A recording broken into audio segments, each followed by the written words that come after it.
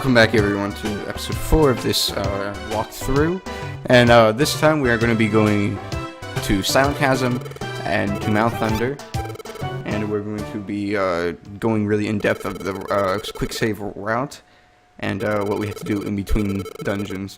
So next day Jump comes, we're like, yo, Jump hasn't come back yet, we need to help him, so we go straight to Chasm to help him.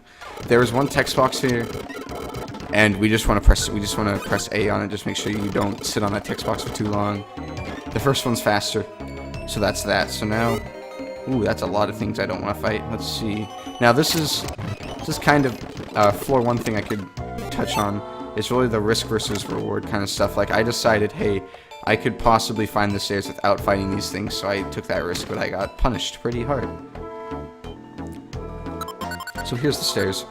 Floor 1's really just need a little practice, and you need a lot of luck with them. You just need to...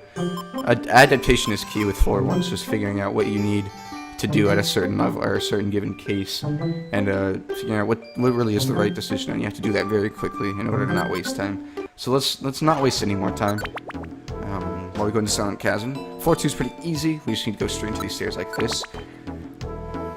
Floor 3 is a little more difficult. We have that far-fetched right there that we don't want to really waste turns fighting. So the best way to combat this is if we just walk one up, walk left one, frustration. And now that we're lined up with this corridor to the left, you can just press left twice to go to the wall, go up, and then left into this room, 2 lefts into this room. Now, this is Yamna here. If we just continue walking left, it would wake up and it would ruin our day. So what we do is we just walk. We walk 1 tile up left, and then walk left, and walk down left into the stairs. Technically, instead of going up left, you can also walk 1 tile up if you feel like that's more comfortable to you. Go for it. It doesn't really make that much of a difference, especially on this floor. Now, floor 4 is one of those special cases where if we had an item equipped onto Squirtle, there would be RNG that changed. So basically, Squirtle's standing on this Pokey, right? If he has no item, he would pick up that Pokey. But if he had an item equipped, he would actually not, and it would just sit there. Since it sat there and he didn't pick it up, and he has an item with him, that means the Pokemon within the route, or within the room, will behave differently. And part of that is there's a Yamna to the left of us, kind of just chilling off screen over there. And if he doesn't pick up this Pokey, then the Yamna kind of just books it right towards us, which we don't want. So now we know Squirtle's not holding anything. So if we just go down left, Squirtle will pick up the Pokey and will stop us for. So now we're lined up with this left side. We can go 2 left, up left, down left, 2 downs, 2 left, and 2 downs. Alrighty, I'm back. I just had a good coughing fit right there, you know, just really brings out the sore throat in me, but that's fine. So now we're here. Now we're going on to floor 5. So floor 5 is kind of special. It actually has a different maneuver when we're doing another category that's called All Icons, which is basically just post-game, basically a longer version of the same stuff we do. So I'm actually going to create a save state right here to show you the different forms of this. They're almost exactly the same. They're basically the same. Like, I could basically tell you the differences, but I'm going to show you both. So if you're doing any percent like you kind of wanted to do, all you do is you go down, you turn, you don't wide turn, you actually physically go left and turn to a Houndour, and that's because if you try to wide turn, a lot of the times, if you see a Weedle picked up a rock there, and usually if you press Y, try to press Y after that, it really just doesn't want to turn fast. So if you just hit left, instead of just trying to rely on your Y turn, that'll actually go faster. So anyway, we've killed the Houndour. Now we just want to go to this bottom part right there, and we just want to go down, hit the wall, left, and then follow this down until we're right here. So now this is where the split happens. In All Icons, we actually need this power band, and no save and quit, we actually don't. Or not no save and quit in any percent, we actually don't. So what we do in any percent is we go down to here, we go down left, and we go left until we hit the wall, left until we hit the room. We don't want to pick up this Pokey. We want to leave it there, so we just want to go down left to avoid it, and then go, oh crap, go down See, and then just go down into here. There's usually like, with this strat, even if you mess up like a C, I messed up, I can still go into those stairs. So anyway, let me show you a bit more polished version of this.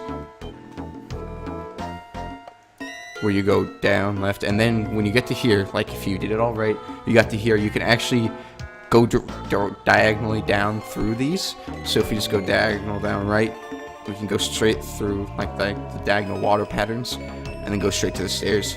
We actually kind of want to pick up this apple if we can, if we don't have an apple already. Since I don't have an apple already, I'm actually going to take the time to get it out, even if this wheel is going to attack me. So in all icons, it's literally just the same thing, except we want to pick up the power band, waste the turn, and then go on our merry way. And as if you can see, since we picked up that power band, there was a Yamna that was over there that we didn't particularly get.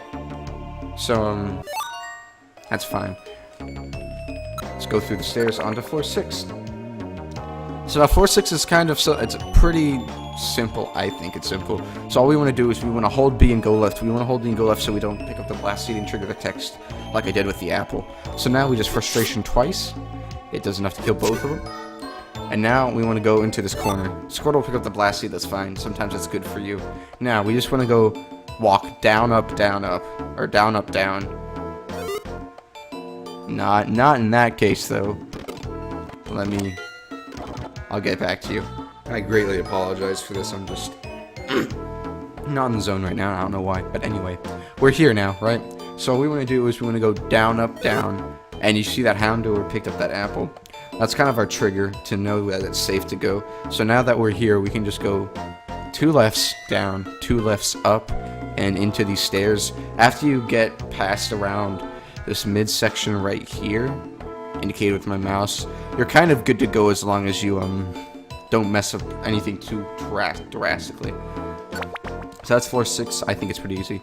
Now floor 7 is a pretty weird strat. We used to actually waste the turn here in order to manipulate a crit, but since the frustration actually does base damage and crits don't matter, they outright kill the thing that we're trying to kill anyway. So what we want to do is we want to go left, and then we want to, when we get here, we want to walk down, and then we want to waste a turn by holding B and pressing A, and then frustrating.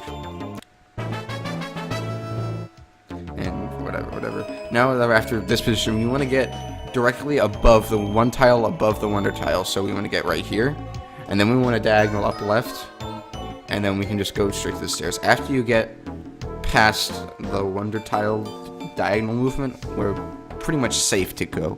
Doesn't really matter how you finish out the floor then.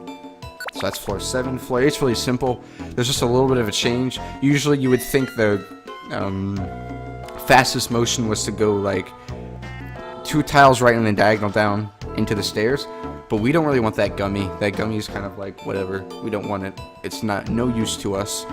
So what we want to do is we want to actually just go all the way till we bonk our head on this water tile and then go down left into the stairs.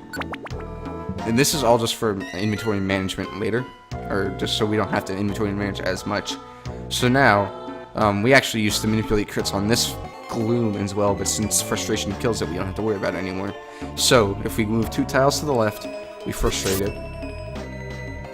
And then we go up left, left, up, 2 lefts, like 3 lefts, up left, 3 ups, hit the wall, and then 2 rights into the stairs. That's floor 9, and that's Silent Chasm for you. Usually if you mess up strats, like, it's not that big of a deal. It's just, you don't really have, I will tell you, if you have a risk of dying if you mess up a strat, or losing more than 1 minute on a floor because you messed up a strat. But nothing we've seen really so far wastes Reviver Seeds if it's not a boss fight. The only thing that is really detrimental to our Reviver Seed counter is if we mess up the Gengar boss fight in the end of Sinister Woods, which I forgot to mention in the last video. So now we have cutscenes. I'm just going to skip through this because whatever. Also, one thing to note with overworld things is that Alakazam's just like, oh, we need to go to Mount Thunder, Zapdos is going to tear you apart, you shouldn't go there.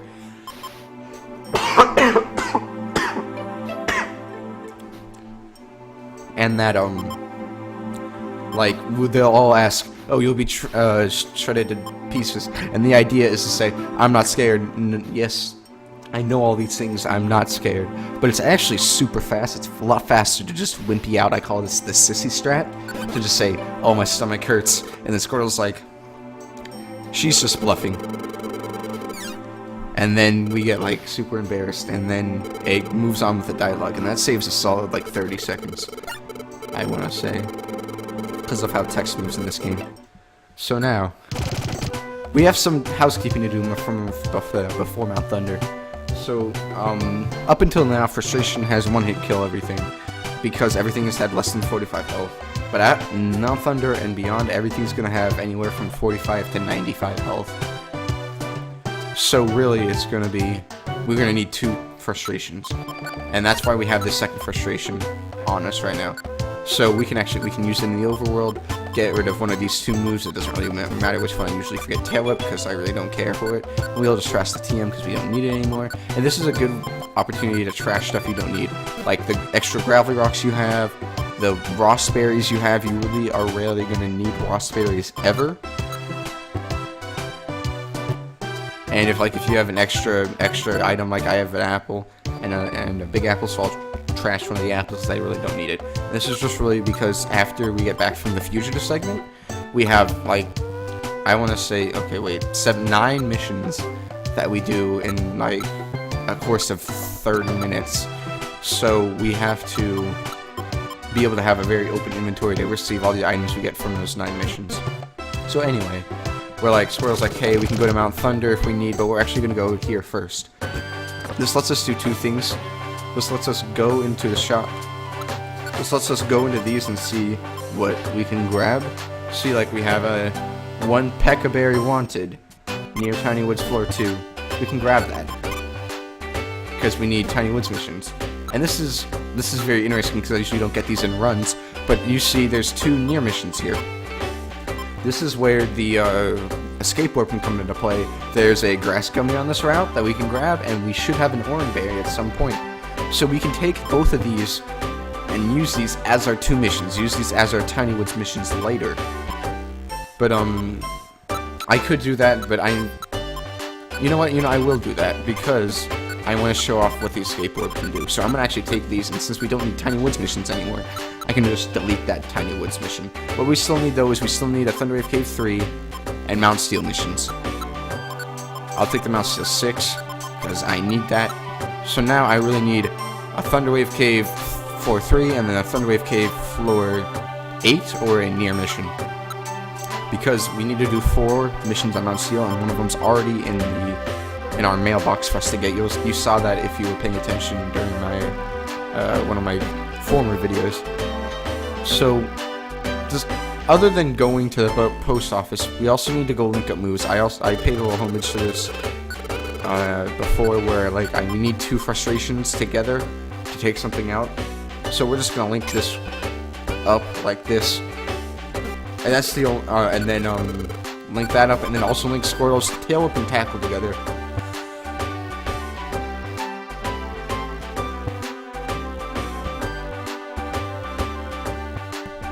Oh man, all the coffee fits, but anyway.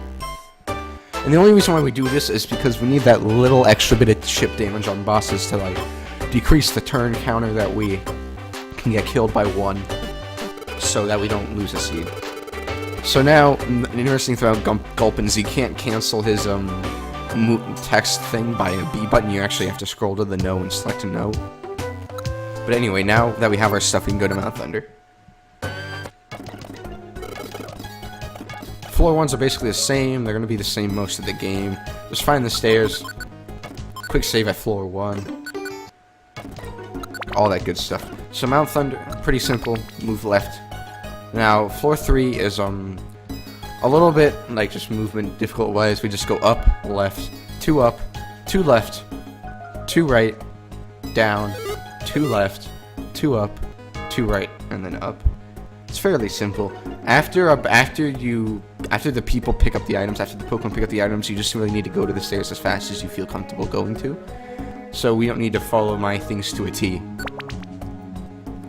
in that standpoint. Floor 4 is pretty simple. Just go to the stairs like that. That's actually probably the fastest way you can go it. The only other way I could think is like going up, and then like if you're right here, like right here, if you go up and then go down left and then you go right, that's the only other way I could think of, like input wise, minimizing the amount of inputs you have to do. Anyway, so now floor 5 is actually kind of interesting. We used to like kind of lure this Speedrun because that's a special band and we needed that, but now we can just walk downward, waste a turn. Frustration, the Beetle, since we have 2 of them now, it dies. And I'm leveling up, whatever. And then if we go upright to this corridor, follow this corridor until we hit the gummy.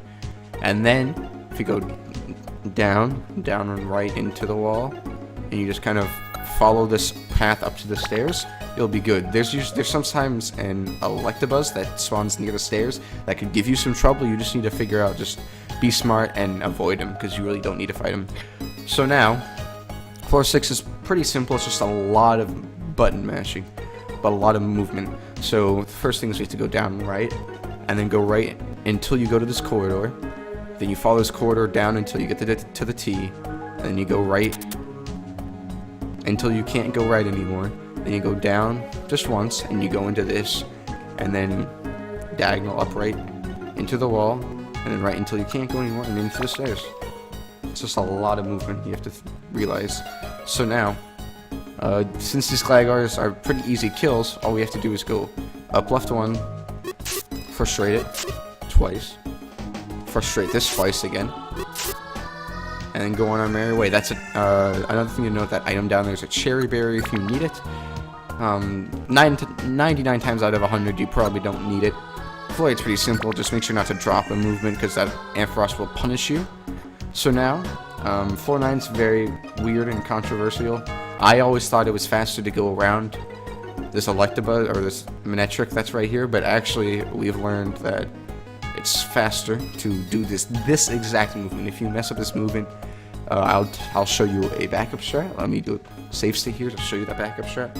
Boy, what you need to do is you need to go right, go down, go right, go down, turn, frustrate it,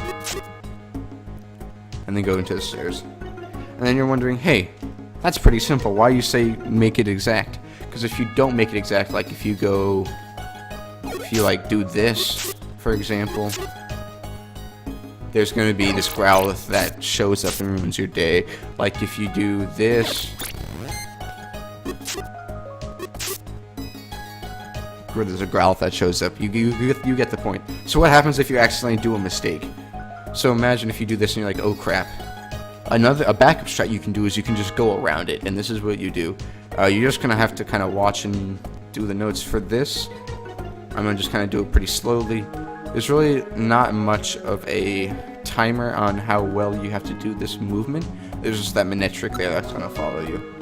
So, as you can see, we just go completely around it. This is actually like a couple seconds slower on average, but if you mess up, it's a lot faster than fighting the Growlithe and the Manectric. So that's floor 9. Floor 10's our last floor. And we're going to do something kind of cool with this. We're actually going to stall a tiny bit in order to avoid an enemy. So, we're going to go up, left, up, right, and then right. And then you should be stopped by this Ampharos being picked up. Now, you want to hold B, you should be holding B. You just want to, like, kind of tap A. Like, not tap it to make it one turn, but, like, kind of hold it down, like, press it down. Not, like, tap it, but press it down. And then after that, you can go right until you see the stairs, and then you go up.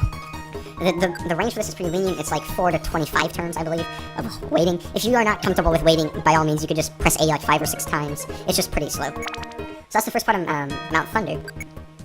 So then here comes the peaks. The peaks are by far probably the worst floor 1s in this game, and I got good stair luck, so I can't showcase you how bad these peaks can be, but the Pokemon on them are usually pretty well over what you've been expecting through the dungeon so far.